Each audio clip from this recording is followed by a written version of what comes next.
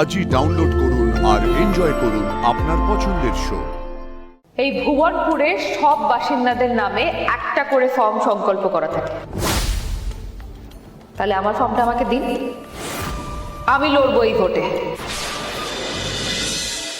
সামান্য একটা ফর্ম সামনে রাখতে পারে না, সে মা ভুবনেশ্বরী মন্দিরের দায়িত্ব সামলাবে। ও যদি মন্দিরের দায়িত্ব পায় তাহলে তো কোনদিন মা ভুবনেশ্বরীকে হারিয়ে ফেলবে। একটা বাজে কথা বলবেন না। মন্দির নিয়ে কোনো ফালতু কথা শুনতে চাই না আমি। এতদিন ধরে মন্দিরের কি ঘটেছে, মন্দিরকে নিয়ে কি তছরুপি হয়েছে সেটা সবাই জানে, ভালো করে জান। কি আপনারা জানেন না? তাই এবার দিন বদলের পালা এসেছে। বলুন, আপনারাই বলুন। তাই দিন বদলের সঙ্গে সঙ্গে আমরা কি মা ভুবনেশ্বরী মন্দিরের নিয়মও বদলে দেবো নাকি?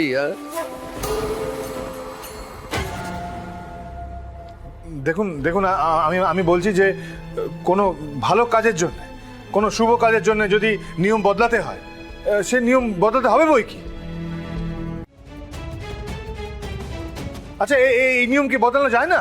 বলুন আপনারা। না, যায় না। এই নিয়ম বহুকাল চলে আসছে, এই নিয়ম বদলানো যায় না। কারো যদি ফর্ম হারিয়ে যায় বা নষ্ট হয়ে যায় তাহলে ধরে নেওয়া হয় যে মা ভুবনেশ্বরী চাইছেন না সে এই ইলেকশনে দাঁড়াক।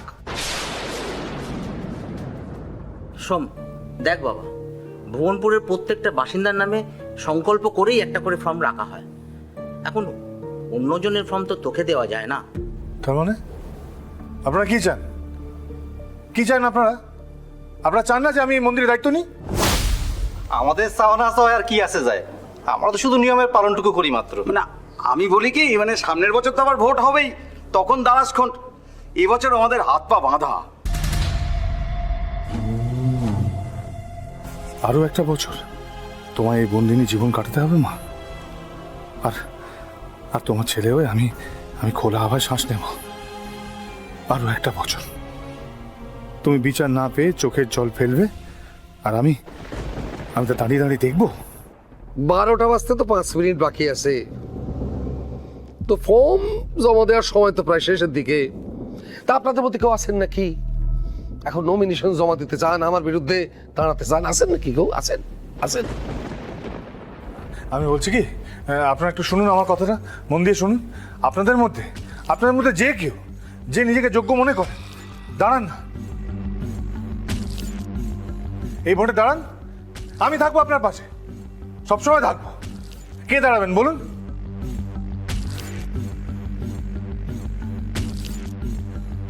মন্দিরের পবিত্র আসনে যাকে তাকে বসতে দেবেন না। এই মানুষটা ওই মন্দিরের পবিত্র আসনে বসার যোগ্য নয়। আপনারা চুপ করে আছেন কেন? দেখুন দেখুন, আমি সবার কাছে হাত জোর করছি, আপনাদের সবার কাছে হাত জোর করে বলছি, দয়া করুন কেউ একজন এগিয়ে আসুন। না না, আমি এখানে ক্ষমতা চাই না, ক্ষমতা চাইছি না, কোনো পদ চাইছি না। আমি চাইছি এতদিন ধরে মা ভুবনেশ্বরী মন্দিরে যে প্রহসন হয়েছে, যে দুর্নীতি হয়েছে, তার অবসান হোক।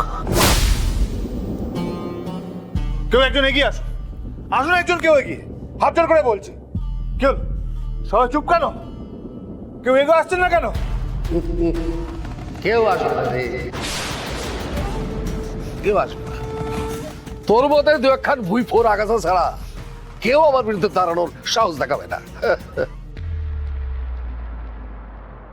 এই যাদের মাথায় বুদ্ধি আছে, যারা পরিবার নিয়ে নিরাপদে থাকতে চায়, তারা তো মোটেই আসবে না। আসবে? যাক, তাহলে কেউ নেই আমার বিরুদ্ধে দাঁড়ানোর।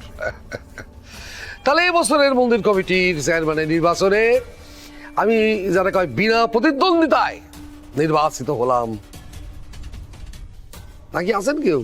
আছেন নাকি? হ্যাঁ, আমি আছি।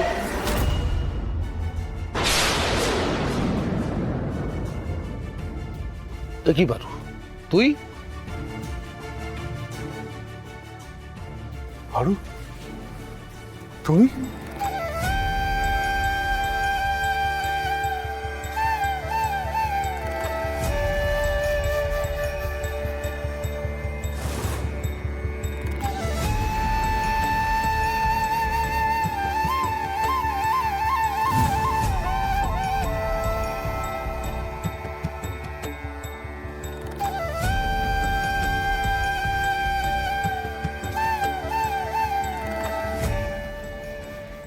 এই ভুবনপুরে সব বাসিন্দাদের নামে একটা করে ফর্ম সংকল্প করা থাকে। তাহলে আমার ফর্মটা আমাকে দিন, আমি লড়বো এই ভোটে। তুই এসবের মধ্যে কেন আসিস পারু? ডাক্তারি পড়েছিস, যা যা ডাক্তারি করকে যা। ডাক্তার হয়ে একজন রোগীর শরীর থেকে রোগমুক্ত করা যেমন আমার কাজ, ঠিক সেরকমই এই ভুবনপুরে ভুবনেশ্বরী মন্দির আমাদের সকলের হৃদয়ে রয়েছে, আর সেই মন্দিরকে দুর্নীতি মুক্ত করাটাও আমারই কাজ। পারো, তুমি আজ কত বড় ভার আমার কাঁধ থেকে নামিয়ে দিলে তুমি কল্পনা করতে পারবে না। বলেছিলাম না সোম, তোমার সব লড়াইতে সব সময় আমি তোমার পাশে আছি। আমি তোমার অর্ধাঙ্গিনী। সুখ দুঃখ লড়াই কর্তব্য তোমার সবকিছুর অর্ধেক আমার।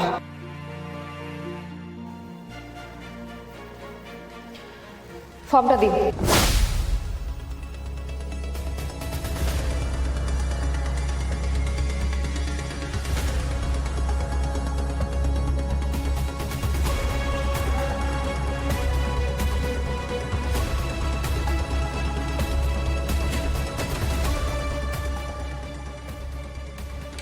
আর সেই সঙ্গে ভোটে হেরে যাওয়ার অপমান, ওটা কিন্তু অর্ধেক না, ওটা কিন্তু পুরোটা নিতে হবে। পারবি তো? জিততে না পারি বাবা, লড়তে তো পারবো। আর যদি হেরে যাই, ভাববো সত্যের জন্য লড়াই করতে গিয়ে হেরে গেছি, আর তাতে আমার বিন্দু মাত্র কোনো গ্লানি থাকবে না। তুমি চিন্তা করো না পারো, আমার শেষ রক্তবিন্দু দিয়ে হলেও তোমাকে আমি জেতাবই, আর এটাই হলো আমার শপথ।